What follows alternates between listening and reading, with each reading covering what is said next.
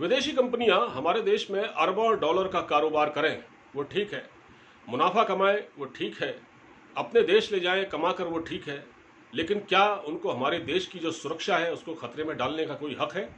या हमारे देश में कोई अफरा तफरी फैले इस बात का भी उसको हक है? नहीं है। और उनको हमारे देश में क्या कानून की अनदेखी करनी चाहिए? बिल्कुल नहीं करनी चाहिए। इनको कानून के कटघरे में लाना चाहिए, बिल्कुल लाना चाहिए। मैं इस पर तफसील से बात करूंगा। इससे पहले कि आप हमारे चैनल को सब्सक्राइब कर लें और एक बेल आइकन की घंटी होती है उससे दबा दें, जिससे आपको इसके नोटिफिकेशन मिलते रहें। नमस्कार, मैं हूं टीपी पांडे। तो जैसा कि मैंने अभी फरमाया उस पर आपने गौर किया होगा, तो मैं ये कह रहा हूं कि भारत में सबसे ज़्यादा सोशल मीडिया यूजर्स हैं। ये बहुत बड़ा देश है, 130 करोड़ की जनसंख्या है भारत की, जिसने एक तरह से सोशल मीडिया ने इन लोगों को, भारत की नागरिकों को एक तरह से एडिक्ट कर दिया है, उनको एडिक्ट बना दिया है। इसको अपने मतलब एक तरह से गुलाम बनाना कह सकते हैं। हालांकि मैं गुलाम शब्द का यूज़ करना नहीं चाहता। एक तरह से ये लोग एडिक्ट हो गए हैं और ये कंपनियां जो सोशल साइट्स हैं और इनके जो मालिकान हैं ये बात अच्छी तरह से जानते हैं। अब मैं आपको एक छोटा सा आंकड़ा देता हूं कि भारत में ट्विटर के 1 करोड़ 75 लाख ग्राहक हैं, इंस्टाग्राम पर 14 करोड़ लोग हैं, फेसबुक पर 38 करोड़ हैं, इसी तरह व्हाट्सएप पर 39 करोड़ हैं, यूट्यूब पर 22 करोड़ से ऊपर लोग हैं और कू है एक साइट, इस पर 45 लाख लोग हैं। तो कू तो खैर भारत की है, इंडियन ही है। तो ये है कहने का मतलब कि इतने ज़्यादा यूज़र्स हैं सोशल मीडिया पर और ये भारत एक बहुत बड़ा देश है। और आपको याद होगा कि फरवरी में गाइडलाइन निकाली थी हमारी सरकार ने, कहा था कि जितनी भी सोशल साइट्स हैं इनको हमारे नियमों का पालन करना होगा। और वो तारीख निकल गई लेकिन इन्होंने कोई जवाब नहीं दिया। जवाब किसकी ओर से आया? व्हाट्सएप की ओर से। बल्कि वो जवाब क्या आया, वो अदालत में उन्होंने केस ठोक दिया, मुकदमा कर दिया कि हम लोगों की निजता को खतरे में नहीं डाल सकते, हम उनकी निजता का पालन करना चाहते हैं, उनके निजता के अधिकार का उल्लंघन नहीं करना चाहते। ये कह के आपने जवाब तो नहीं दिया, उल्टा केस कर दिया। और अभी ट्विटर ने तो कोई जवाब दिया ही नहीं है और फेसबुक ने जरूर कह दिया कि हम सहमत हैं लेकिन सरकार से बातचीत जारी रहेगी। ट्विटर ने एक विक्टिम कार्ड खेल दिया है।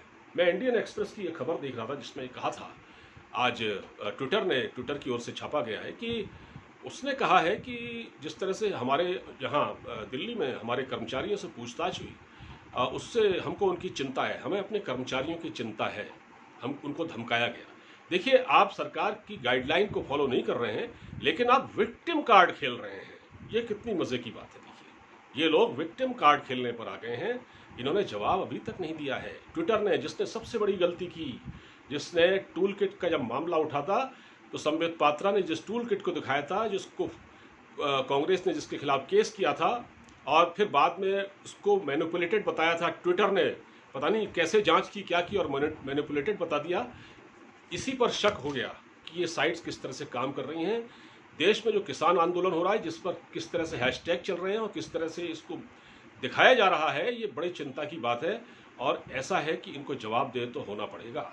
बगैर इनकी जवाबदेही तय हुए ये कंपनियां हमारे देश में इतनी आसानी से काम नहीं कर पाएंगी। अब व्हाट्सएप ने कहा कि साहब हमको निजता का पालन करना है, लोगों के निजता के अधिकार का, प्राइवेसी का, राइट टू प्राइवेसी। तो रविशंकर प्रसाद ने कहा बिल्कुल ठीक है, हम तो तैयार हैं, लेकिन बशर्ते सामग्री ऐसी न हो जिसमें देश के खिलाफ कुछ हो, जिसमें व्यवस्था के खिलाफ कुछ हो, जिसको आप बाहर दिखाते रहें।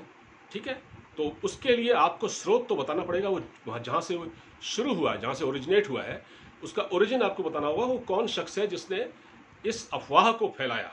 मान लीजिए अभी दिल्ली में कोई रूमर फैल जाती किसी बात को लेकर और ट्विटर पर और फेसबुक की पोस्ट से, तो उस स्रोत का बताना पड़ेगा। तो बगैर, क्योंकि अगर आप नहीं बताएंगे, कल को यहाँ हजारों लोग मर जाए उससे, तो जिम्मेदार। अच्छा देखिए, भारत में क्या है, शुरू से ही कुछ गलतियाँ हुई हैं और इन पर एक इस तरह से इनको एक छूट दी गई थी, एक बिचौलिए के रूप में, कि ये हमारे यहाँ काम कर रही हैं, कारोबार कर रही हैं, लेकिन भारत में अगर कोई बहुत बड़ी घटना हो जाए और जिसके जिम्मेदार ये हों, तो इन पर जिम्मेदारी तय नहीं हो सकती। मतलब भारत सरकार उन पर केस नहीं कर सकती, उनके खिलाफ केस नहीं कर सकती। तो भारत सरकार अब ये करना चाहती है, इनको जवाबदेह बनाना चाहती है। जैसे भारत की अखंडता खतरे में पड़ रही है। अब जैसे क्या हुआ, लास्ट ईयर है, आपको याद करें, जब गलवान घाटी का चल रहा था, गलवान घाटी में चीनी सैनिकों ने बदमाशी की, तो आपको मालूम होगा कि ट्विटर ने जम्मू कश्मीर को चीन का हिस्सा बता दिया था, याद है आपको। और उसके बाद बहुत आपत्ति हुई और उसके बाद उसने अपनी गलती को माना। तो ये लोग ऐसा करते हैं, जब ये ऐसा करते हैं तो फिर ये शक होता है। इस समय देखिए, ये यहाँ का कोई एक लिबरल तबका भी है जो उदारवादी कहलाता है, वो कहता है देखिए नॉर्थ कोरिया में, ये तो फ्रीडम ऑफ एक्सप्रेशन का मामला है, फ्रीडम ऑफ एक्सप्रेशन का मामला है, लेकिन देश की सुरक्षा की कीमत पर नहीं है ये। देश की सुरक्षा की कीमत पर कोई फ्रीडम ऑफ एक्सप्रेशन नहीं है। आप ये कहते हैं कि साहब क्या आप देश को उत्तर कोरिया या चाइना बनाना चाहते हैं? वहाँ तो सोशल मीडिया है ही नहीं। हाँ बिल्कुल नहीं है भाई, वहाँ सोशल मीडिया है ही नहीं, तो वहाँ बैन करने की बात ही क्या है? वो भारत में तो सोशल मीडिया है। ये कहते हैं ना कि सोशल, ये फिर तो ये देश उत्तर कोरिया और चाइना बन जाएगा।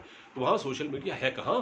सोशल मीडिया तो भारत में है, और भारत में इसके करोड़ों यूजर्स हैं, और भारत में फ्रीडम ऑफ एक्सप्रेशन है। वरना ये सब जो किसान आंदोलन वगैरह को लेकर जो ये फैल रहा है, जो रूमर फैल रही है, जो ये इतने 6 महीने से बैठे हुए हैं, ये क्या वैसे ही बैठे हैं? फॉरेन फंडिंग के बगैर ये लोग बैठे हुए हैं? पैसा कहाँ से आ रहा है और कौन इनको प्रमोट कर रहा है और कौन इनके पक्ष में ट्विटर पर और फेसबुक पर अभियान चला रहा है?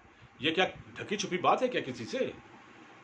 तो बहुत सारे देश हैं जिन्होंने सोशल साइट्स को बैन किया है, उनको सेंसर किया है। मैं नाम बता सकता हूँ सोशल साइट्स का, जिसमें आपको देखो तंजानिया है, इजराइल है, रूस है, साउथ कोरिया है, फ्रांस है, इवन अमेरिका है। अमेरिका में भी सोशल साइट्स को कटघरे में ला चुकी है वहाँ की सरकार, कानून के कटघरे में। तो क्या भारत में ऐसा नहीं हो सकता? ये बहुत सही समय है भारत के लिए कि ये एक अभियान है।